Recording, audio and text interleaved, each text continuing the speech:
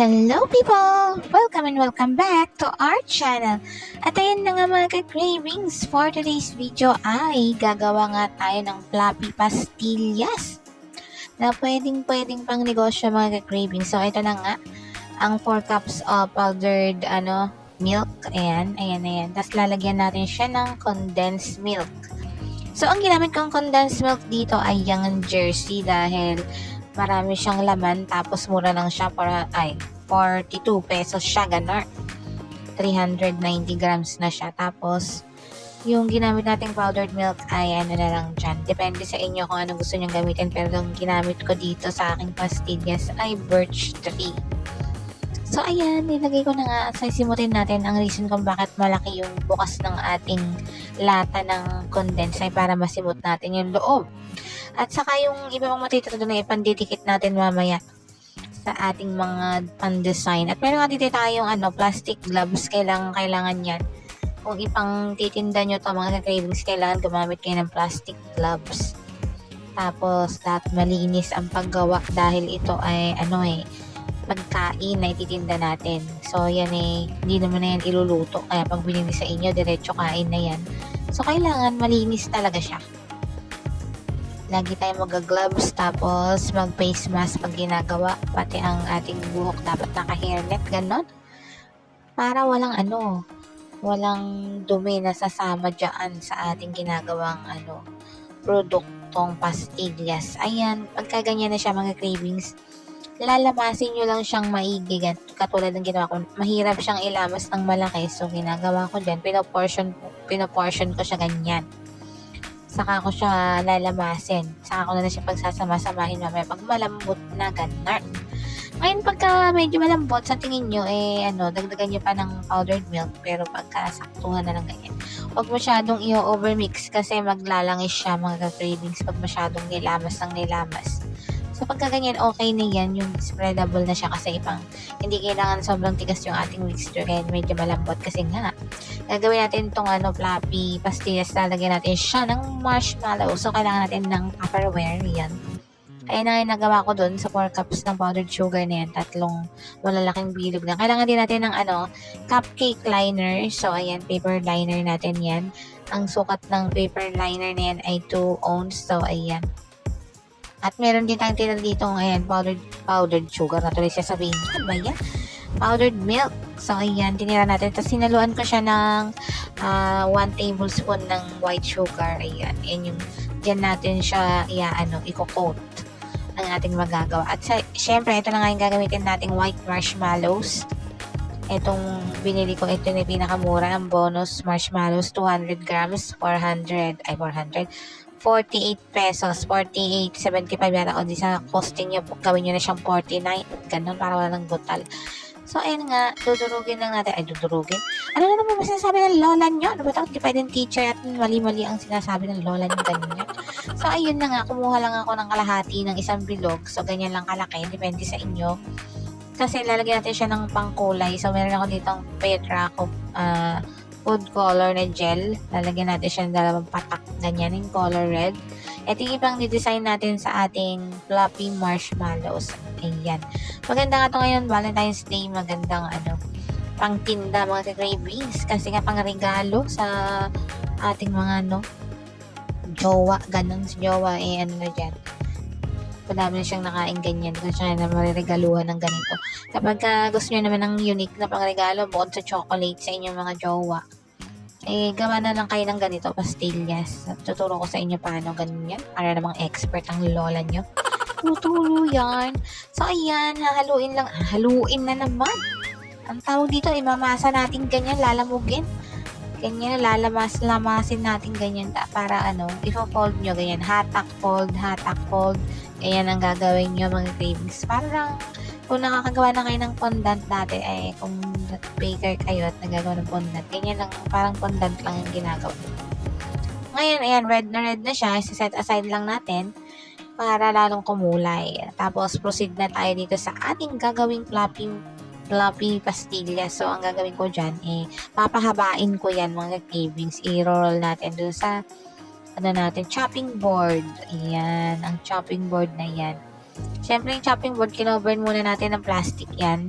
Tinape ko sa ilalim para hindi didikit sa kanya yung mga yung kahoy-kahoy ganun. May plastic cover siya. So, kailangan yung iganyan. Pahabain nyo lang. Tapos, gagamit tayo dito ng bread cutter o yung fondant cutter na plastic. Ayan. Para madali na lang tayo mamaya. Ayan, ganyan. Hati-hatiin nyo lang. Tapos, bawat isa na yan na ganyan, papalapadin nyo mga cravings. Tansyahan lang to mga cravings. Hindi ako gumamit ng mga timbangan ang eklabu. So, ayan na lang. Ganyan ko na lang. Tatansyahin nyo makakapanyo ng mga cravings yung ano na siya, pliable na siyang ganyan. No? Yung, hindi naman sobrang nipis na nipis kasi mabubutas naman pag sobrang nipis. Yung sakto lang na mababalot yung ating marshmallow. Ayan. Ganyan lang yarn. Tansyahin nyo na lang, trials and errors naman ganun. So, ayan, ilalagay na natin ang malaking ating big white marshmallow sa gitna. Tapos, ipo-fold yung ganyan. Ipo-fold. Yan ang tawag dito, ibabalot. Dapat magkadugtong siya uling ganyan. Yan. Pagka magkadugtong namang teams, medyo pigain nyo ng konti para kumapit yung pastillas doon sa marshmallow. Pagkatapos, ayan, natakatakin nyo ng konti para mag-abot yung dulo. Ayan, o, diba? Ayan, o, ganyan lang. Para lang kayong gumagawa ng siomai sa mga dumplings. Ganyan lang, igaganyan nyo lang. Ay, nakita nyo lang sa video, ganyan lang, nagayahin nyo lang mga cravings. Ayan ang ginawa ng lola nyo.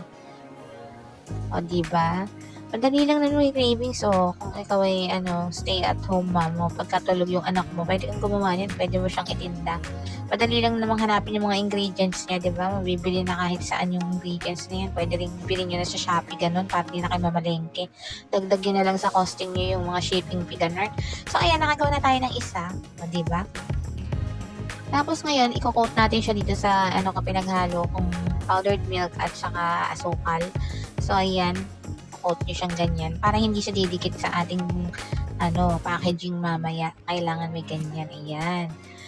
Pagkatapos, syempre, magbibilot pa tayo ng madami. Gagawin ko lang 1 dosena lang muna dito kasi baka mainip naman kayo kung gagawin pa lahat ng titinda ko tapos i-video ko lahat. Syempre, time-lapse ko na lang para bumilis maya-maya. Punuin nga muna natin yan mga ka-cravings. At ayan na nga. Ito na yung labs na ng lola nyo. Gagawin nga natin ganyan. Paulit-ulit lang mga ka-cravings. Ayan na. Perfecto kung kaysa nagkakimarites kayo sa labasan, ito gawin nyo na lang sa bahay yung ganito. Kikita pa kayo mga cravings. Benta nyo sa mga marites para may merienda sila. Ganon. Kumikita ka na, nakakamarites ka pa. Ayan o, diba? Ganyan. O, ayan. Nayari ko ng 12 pieces at ngayon, tuturuan ko kasi kayo paano maglagay ng design. Pwede nyo na siyang ibenta ng ganun. Pero dahil nga Valentine's Day, diba? May kailangan natin maglagay ng something na nakaka-attract sa mata ng mga ating customers. Lalo na yung mga karamihan ng mga suki ko dito yung mga bata. Yung mga high school, mga ganon. Kasi masarap na to, tapos maganda pa, ganon. Ganito gumawa ng heart, ayan. Pagdudugtong nyo yung dalawang gilid na ganon. Hindi na natin gagamit ng cutter kasi nga, pag ginamitan mo to ng fondant cutter, yung tawag dito molder, dumidikit siya mga cravings, kaya hindi pwede. Pag gagamit pa tayo ng o ano-ano pang madadagdag sa costing natin. So, ganito na lang ang ginagawa ko. Ayan. O, di ba nakagawa na ng heart, ng mini heart. Ayan. Tapos ngayon, yung natira nating condense, ayan, ipapangdikit natin dyan. Kasi nga may coat na siya ng powdered milk kaya hindi agad didikit yan kung itatapal mo agad. Kailangan mo lagyan ng konting condense. Ayan, di ba? Diwara, di ba? Pero ganun talaga. Lahat naman ng pagka gagawin mo, kailangan hirapan ganun. Ayan, ito na nga yung una nating heart. At ang gagawin ko nga ngayon, ilalagyan ko ng I love you na letters. Para pagka baka may gustong pagbigyan, bibili niya na lahat yung 12 pieces kasi nga doon yung I love you, ganun. Ito, pwede nyo siyang ibenta ng 7 to 8 pesos, depende sa costing nyo. Pwede sa akin kasi, binibenta ko to ng 7 pesos dito na sa tindahan. Ayan, ganyan. Pero pwede naman yung gawing 8 pesos to kung nyo sa iba, yung maramihan na. Pang 8 pesos sa tindahan, 7 pesos nyo ibenta ng wholesale, ganun. Tapos, ayan ang letter L. I-L nyo lang na ganun. Tapos, papahidan nyo ulit siya ng condense para dumikit. Diba, mga cravings? Para lahat masarap. Papahid mo lang na ganun. Tapos, ididikit na natin yung letter L. Ayan, diba? Ganyan lang yung paggawa mga cravings. Kayang-kaya nyo din yan. Kaya lang ano to, tiyagaan lang mga cravings kasi pag mainipin ka hindi pwede to. Hindi ka pwedeng magganito kapag ka mainipin ka sa buhay. Ganun kesa naman load ka ng TV, ganun. Tapos scroll ka ng Facebook, tapos mauubos na din yung oras mo maghapon ka, scroll ng Facebook, saka ng Shopee, ganun. O di eto gawin mo maghapon, meron ka na pang Shopee. Pag kaya rin yan, ganun, kikita ka na dito, grabe mga cravings. So, madali na. I-try nyo na. At ayan na nga, nangyari ko na agad ang I love you. Ayan mga cravings at yung iba pang design na ginawa ko, papakita ko na lang sa bandang huli ng video kasi hindi ko na i-video habang ginawa ko pa ibang design. So, ito na nga yung PP bag. Ito yung plastic bag na ginagamit sa pang-repack ng mga mani. Ganon. Yung mani at saka ano pa ba yung nilalagay dyan. Pinapasok kasi ito kasi napapaso ito mga cravings para ma-seal. So may sealer naman ako dito. Isi-seal natin siyang ganyan. Ito yung pangtingin natin, yung pangtindahan mga cravings. Ayan. Pwede siyang ibenta 8 to 7 pesos each. So ayan, ganyan. Tapos, tutupin yung ganyan yung cellphone kasi kailangan to nakaganito para hindi papasukin ng langgam. Ayan, diba? Ang ganda ng packaging ng lola nyo. So, ito na nga yung mga nagawa ko. Na-sealed na siya, mga cravings. So, fast forward na yan. Ayan, na-sealed na. Na-sealed ko na lahat. Ganyan na siya. At ayun pa, iba ko pang design na ginawa. Ayan, mga hearts. Dahil ng Valentine's Day, mga cravings. So, ayan pa. Ito pa. Yan, di ba, pang bigay mo nga sa nanay mo, sa tatay mo, ganun. Pwede na ito sa kapatid mo. Kung meron kang crush, bigyan mo ng ganyan, ganun. Affordable lang. Bumili ka ng 3. Meron din ako biniling ganito, mga cravings sa Shopee. Actually, ayan. Tapos may puncher, mga cravings. Ayan. Ito yung pang tindahan para maganda naman pag isinabit yung sa tindahan, hindi siya nakalagay sa garapon. So, ganyan. Bubutasin yung ganyan, mga cravings. Sa Shopee, 30 pesos naman tong puncher na to. Ayan. Ayan, nabutas na mga cravings. Ganda na butas niya. Di ba, bilog na bilog. Tapos, dun yung sasabit sa ano na yun, yung sabitan, ayan, ang ba ang tawag yan? Plastic siyang matigas. Pero bibili din sa Shopee yan, 6 pesos lang yata yan, o 5 pesos.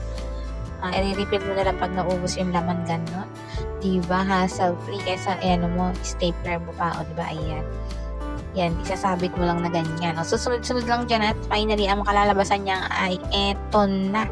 Ayan, ganyan mga cravings, sunod-sunod na gano'n. At ayan nga lahat yung nagawa ng lola nyo. At pwede nga rin ilagay sa tab para masosyal mga cravings. Tapos pwede rin tusukan ng toothpick, nagdodos na siya ganyan. At kinarat na din para pulburo ng lola nyo. At hanggang dito na nga mga cravings. Salamat sa panonood. Hanggang sa susunod. Like and subscribe!